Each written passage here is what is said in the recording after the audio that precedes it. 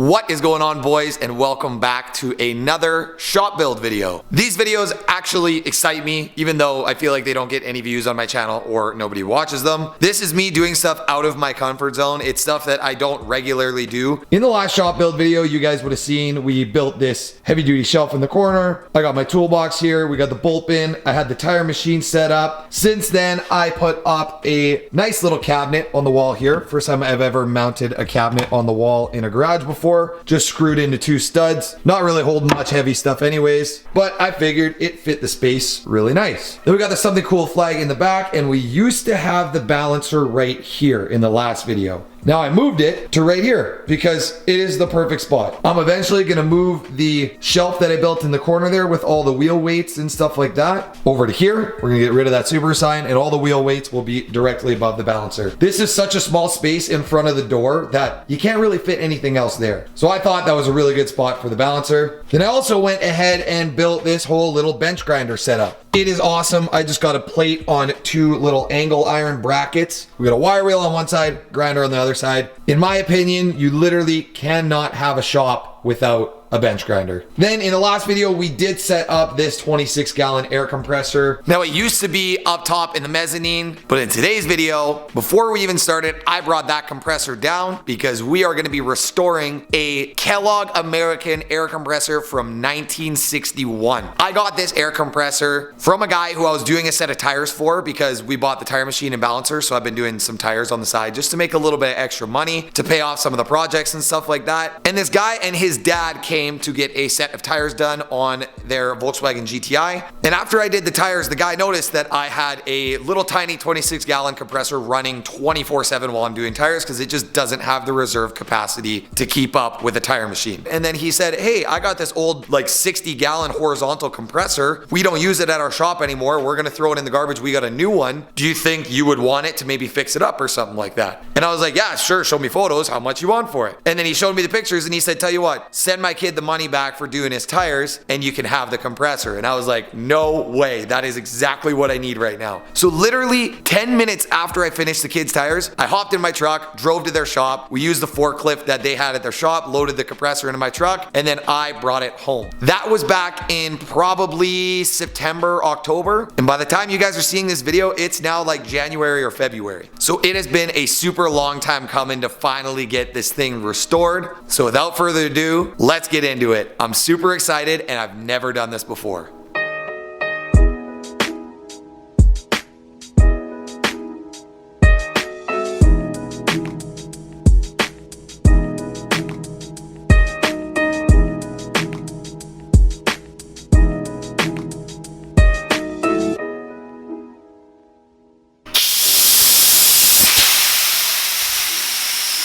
Well, she holds air. Let's clean this thing up.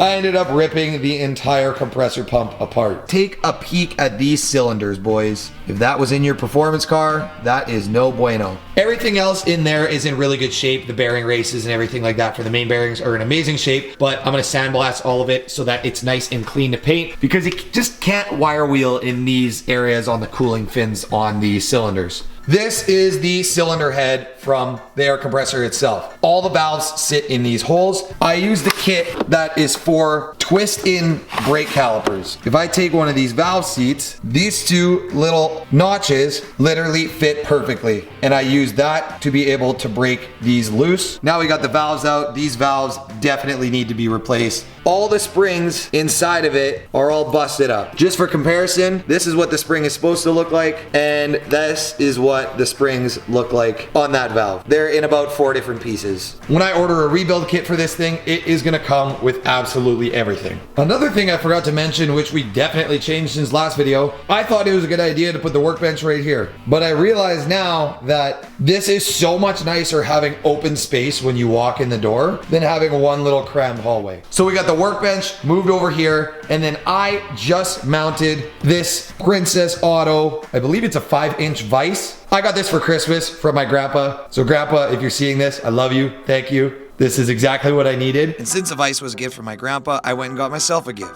I finally pulled the trigger on this 20-gallon parts washer to make cleaning engine parts cheaper and easier. After building that, I decided to build an organization rack for wheel weights. I do tires for people on the side to make some extra money, so this is gonna make things way more organized. I decided to put the parts washer to use right away by cleaning all the freshly sandblasted parts and prep them for paint. Check out how freaking good these things turned out.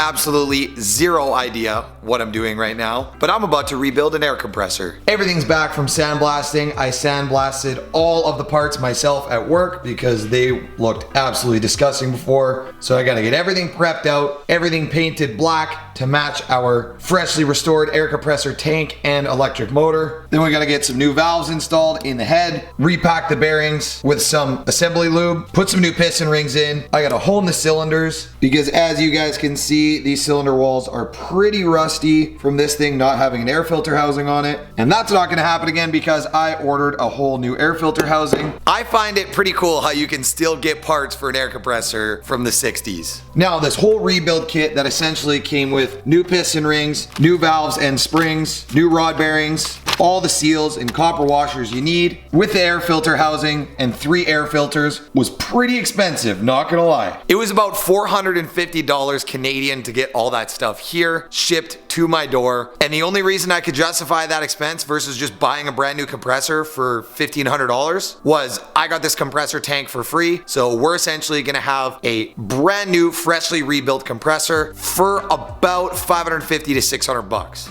Now I just picked up a cylinder hone from Princess Auto, and it's even small enough to fit in the second stage cylinder, which is perfect because we are gonna need to hone both of these so that our fresh new rings that we're gonna put on these pistons are gonna break in. I'm super excited. Let's get to making this compressor working and looking like new again. Here we go.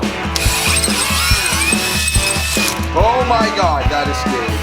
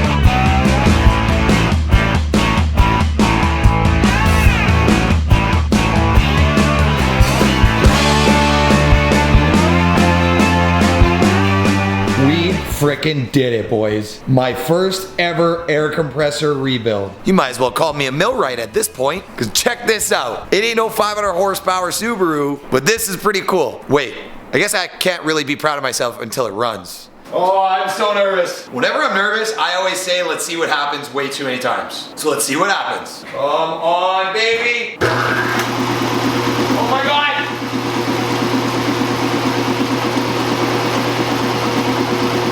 Sounds good. Sounds really good, but it's not building in the air. What did I miss? There's no way, dude. Oh my God, I'm an idiot. I took the plug off the bottom. I can't even talk. I might not even put this in the video. I don't know. I'm gonna put something in there and plug the bottom of the compressor, and I bet you it works. Hell yeah. You hear that? That's air, baby.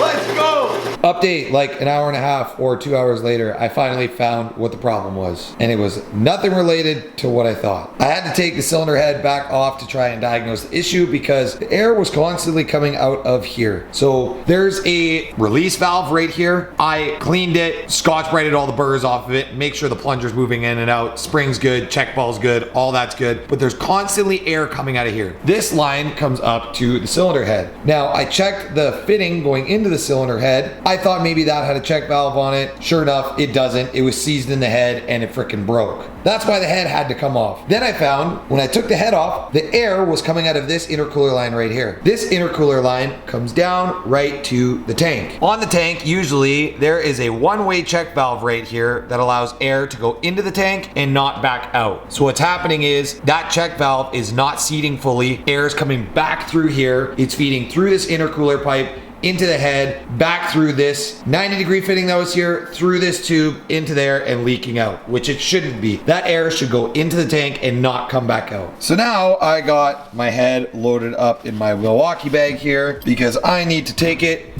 to my dad's shop and re-weld this piece that broke right here where that 90-degree fitting was, and I need to get a new fitting because the fitting obviously broke. But that's still huge progress right now. The pump is back on the tank. This thing is gonna work great. Slight hiccup, but we're gonna get it figured out. Probably off camera. So in 2 seconds for you guys. One eternity later. The first problem that I had was definitely that we didn't have a plug in the bottom of the tank. So I got some black pipe fitting on there with a ball valve that has a drain on it now. That's sealed up. Then in that last clip, you guys saw that I did have air coming out of the intercooler pipe here, but I was saying that the check valve was leaking back into the compressor, which it was. That was our problem on why the unloader valve over here was leaking air out of it after the compressor would cut out. So I got a whole bunch of different type of thread adapter fittings to get a new check valve because they don't make the check valve that was for this thing at that thread pitch anymore, but it made it work. The new check valve fixed that problem. The compressor pumps all the way up to air, cuts out, has a little bit of an air purge, and then it's sealed. Then we ran into our next problem. When I put this thing completely together, it was building air, but it was building air with the new check valve just as slow as it was before I rebuilt this air compressor. So I got on the phone with tech support with this company in the States that sent me this kit and worked out a whole bunch of stuff with them. They ended up telling me that literally the only thing I didn't replace, which was 3 of the copper valve seats. They said go back in, replace those valve seats, and make sure that your valves are properly seated. Even though I thought I took my time with it the first time and I did it properly, I think one of the valves was sitting crooked, so it wasn't able to open and close. So I redid all that, made sure I put it all together properly, really took my time. Then in that process, I showed you guys that broken fitting on the side of the head. I was gonna go get that fixed at a cast iron place because I can't weld it myself, and I got quoted $400 to $500 to get it fixed, which I'm already like $450 deep into this rebuild kit, and a brand new compressor pump would have been about $1,500. So I didn't want to spend that money and spend $1,000 on a rebuild. I was happy with $450. So one trip to Canadian Tire and a $15 tube of JB Weld later, I JB welded this whole side. I JB welded a brass fitting into the head right there, painted over it. She looks good as new. You would never know if you weren't looking for it that that's JB welded, and it is completely sealed. I'll toss a clip on the screen of when I got the compressor running again. I was spraying it with soapy water. There's absolutely no leaks around this area whatsoever.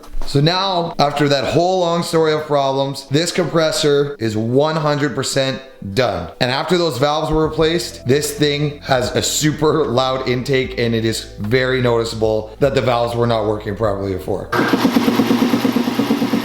Hell yeah, dude. Now this thing has only built up almost 25 PSI so far, but you guys will be able to hear the unloader valve cut out when I unplug this. You can hear that little tiny air release. That's coming from here. That means our check valve's working. It's building pressure. She is mint, boys.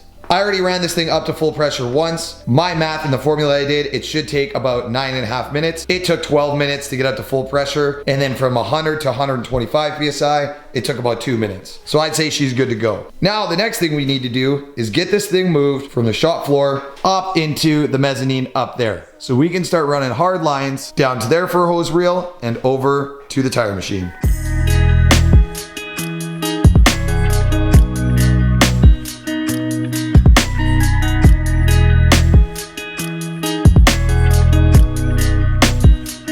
We finally did it. I have an air compressor that can actually keep up with a cutting disc, with a sandblaster, with grinding wheels, literally anything that I need. This little baby 26-gallon compressor in the corner here is now either for sale or I'll keep it as a spare. For now, I just ran the soft line down from the compressor up top so we can use it for the tire machine and everything, because this video is long enough at this point and I don't have time to run all of the air lines and everything like that, get all the hard lines plumbed. So that's gonna be in the next shop build video. But we made tons of progress today. I am so hyped on this. I'll show you guys what it looks like up top. Up on the old mezzanine lift here, push a button, and we go up.